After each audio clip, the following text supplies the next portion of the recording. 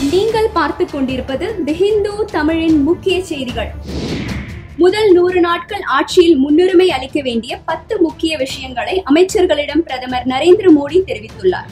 மக்களிடையே அதிகாரிகள் பற்றிய நம்பிக்கையை வளர்த்தெடுத்தல், புதிதாக கருத்துக்கள் மற்றும் சுதந்திரமாக பணியாற்றுதலை வரவேற்பது ஆகியவை இந்த பட்டியலில் அடங்கும். மத்திய மனிதவள அமைச்சர் ஸ்மிருதி இரானியின் கல்வி தகுதி குறித்து காங்கிரஸ் எழுப்பி வரும் சர்ச்சையை அடுத்து ஸ்மிருதி இரானி அதற்கு பதிலளித்துள்ளார். தனக்கு எதிராக எழுந்துள்ள சர்ச்சை குறித்து விளக்கம் அளித்துள்ள ஸ்மிருதி, எனது கட்சி என் திறமை மீது நம்பிக்கை வைத்து இந்த பொறுப்பை அளித்துள்ளது. என் செயல்திறனை பார்த்து என்னை விமர்சியுங்கள் என்றார். தெலுங்கானாவின் 200 கிராமங்களை அவசர சட்டம் மூலம் சீமாந்திராவுடன் இணைக்கும் மத்திய அரசின் முடிவுக்கு எதிர்ப்பு தெரிவித்து வியாழக்கிழமை முழு அடைப்பு போராட்டம் நடைபெற்றது.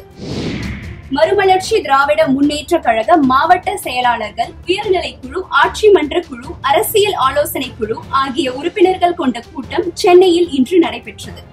இந்த கூட்டத்தில் தாய்மொழி கல்வியை இழந்துவிட்டால் தமிழினம் தனது அடையாளத்தையும் பண்பாட்டு விழுமியங்களையும் முற்றாக இழந்துவிடும். எனவே தமிழ் மொழிக்கு எதிரான ஆங்கில வழி கல்வி திட்டத்தை தமிழக அரசு உடனடியாக கைவிட வேண்டும் என தீர்மானம் நிறைவேற்றப்பட்டது.